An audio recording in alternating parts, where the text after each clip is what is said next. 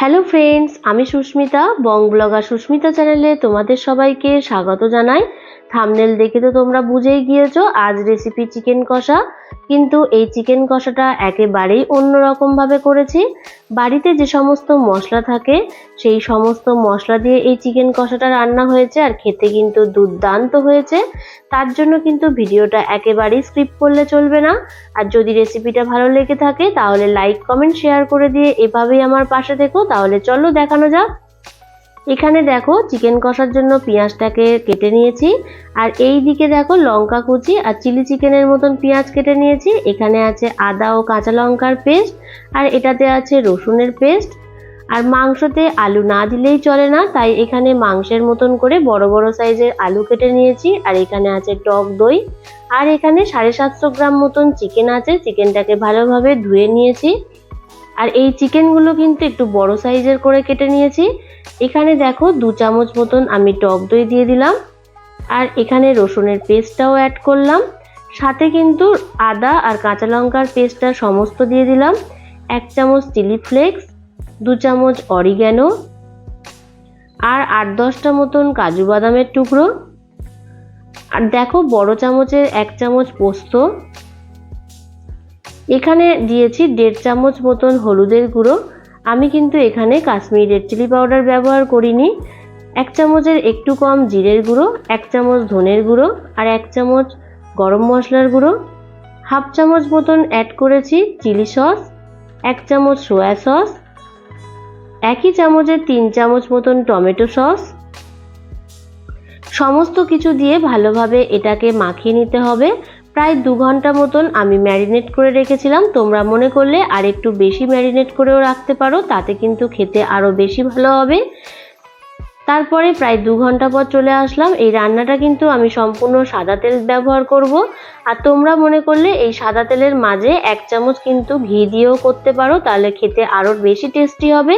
তেলটা হালকা গরম হয়ে আসলে সামান্য লবণ, আর আলু ভাজার জন্য দিয়ে দিলাম সামান্য একটু হলুদের গুঁড়ো, যাতে আলু ভাজার সময় আলুর রংটা খুব সুন্দর হয়।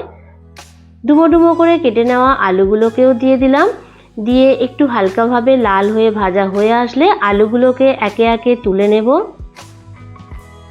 আলু ভাজা হয়ে যাবার পর আলু তুলে নেওয়া হয়ে গেছে। তারপর দেখো একই তেলের মধ্যে দিয়ে দিলাম 2টো তেজপাতা আর গোটা গরম মশলা। এই গরম মশলার মধ্যে আছে এলাচ, লবঙ্গ, দারচিনি। তারপরে কেটে রাখা পেঁয়াজের টুকরোগুলো অ্যাড করে দিলাম, দিয়ে ভালোভাবে পেঁয়াজটাকে ভেজে নেব। তোমরা হয়তো এখানে লক্ষ্য করেছো আমি পেঁয়াজ কিন্তু খুব ছোট ছোট করে কাটিনি, একটু বড় বড় করে কেটেছি।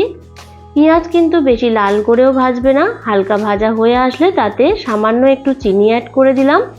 আমি সব সময় বলে থাকি সামান্য একটু তরকারিতে চিনি দিলে তরকারির রংটা কিন্তু ভালো আসে। চিনি দিয়ে ভালোভাবে ভাজা হয়ে আসার পর ম্যারিনেট করা চিকেনগুলোকে অ্যাড করে দিলাম।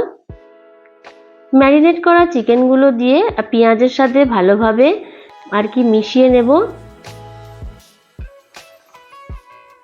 বেশ অনেকক্ষণ ধরেই এটাকে কষাতে হবে, আর এই সময় কিন্তু গ্যাসের ফ্লেমটাকে একটু মিডিয়াম ফ্লেমে রাখতে হবে। আর এই রান্নাটা সম্পূর্ণ কিন্তু লো টু মিডিয়াম ফ্লেমেই হবে, একেবারে কিন্তু হাই ফ্লেম করা চলবে না। আর দেখো আমি মিডিয়াম ফ্লেমে রেখেছি, মাঝে মাঝে লো ফ্লেমও করে রেখেছিলাম। আস্তে আস্তে দেখো অনেকটাই তেল রিলিজ হবে। তোমরা কিন্তু ধৈর্য ধরে এই ভিডিওটা দেখতে থাকবে, স্কিপ করলে কিন্তু একেবারেই বুঝবে না। আস্তে আস্তে দেখো অনেকটাই তেল রিলিজ হচ্ছে। চিকেনটা অনেকটা কষানো হয়ে যাবার পর ভেজে রাখা আলুগুলো অ্যাড করে দিলাম, দিয়ে আবারও ভালোভাবে প্রায় 10 মিনিট মতন কষিয়ে নেব। আর এই রান্নাটা আমার প্রায় 50 থেকে 1 ঘন্টা মতন সময় লেগেছে। এটা কিন্তু আমি অনেকক্ষণ ধরে চিকেনটাকে কষিয়েছি। দেখো অনেকটা তেলটা রিলিজ হয়ে আসলে আলু দিয়ে কষানো হয়ে যাবার পর 1 চামচ মতন এখানে আমি লবণ অ্যাড করেছি। তোমরা তোমাদের পছন্দ মতন স্বাদ অনুযায়ী লবণটা ইউজ করবে। যেহেতু আমি ম্যারিনেট করার সময় লবণটা দিইনি, তাই এখনই আমি লবণটা দিয়ে আবারও ভালোভাবে কষিয়ে নিচ্ছি। আর দেখো এই সময় গ্যাসের ফ্লেমটাকে কিন্তু আমি একেবারে লো করে রেখেছি, তাই আস্তে আস্তে কিন্তু অনেকটাই তেলটা রিলিজ হচ্ছে।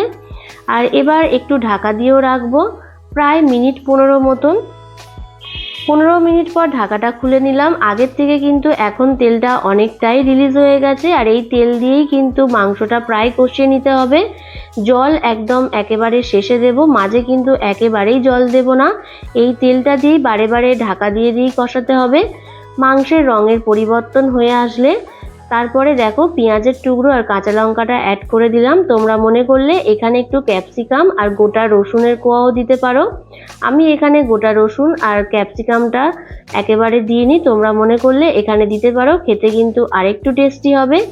ভালোভাবে আবারও কষিয়ে নিতে হবে। আবারও বলছি, এই চিকেনটা কিন্তু আলাদা চিকেন কষার মতন খেতে নয়, এটা কিন্তু একটু অন্যরকম খেতে লাগে।